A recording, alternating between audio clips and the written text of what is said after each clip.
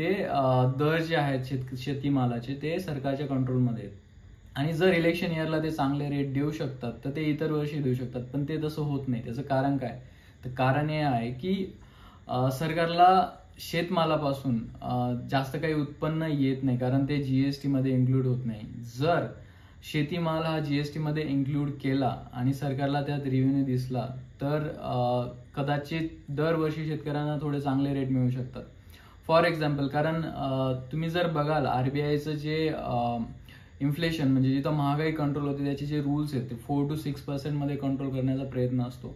त्याच्यात जेवढेही घटक आहेत, कन्स्ट्रक्शन, रिटेल मधले वस्तू, ज्या गोष्टी विकल्या जातात, कार्स, मॅन्युफॅक्चरिंगच्या सगळ्या गोष्टी, यांच्यामध्ये एकच असा फॅक्टर आहे जो जीडीपी मध्ये कॉन्ट्रीब्यूट करणारा शेतीमाल, ज्याच्यावर सरकारला उत्पन्न भेटत नाही, ज्याच्यावर जीएसटी नाही आहे. जर जीएसटी असेल तर it becomes lucrative for the government. तर त्यांच्यासाठी जर अट्रॅक्टिव्ह झालं तर ते कदाचित भाव चांगले ठेवण्याचा प्रयत्न करतील. आणि त्याचा दुसरा आणखी फायदा हा की जे व्यापारी शेतीमालावर इतर भाव चढवून किंवा जो एक्स्ट्रा मार्जिन ठेवून मोठे होत आहेत त्यांच्यावर सुद्धा सरकारचा कंट्रोल येईल. तर जीएसटी हा एक खूप मोठा पर्याय आहे.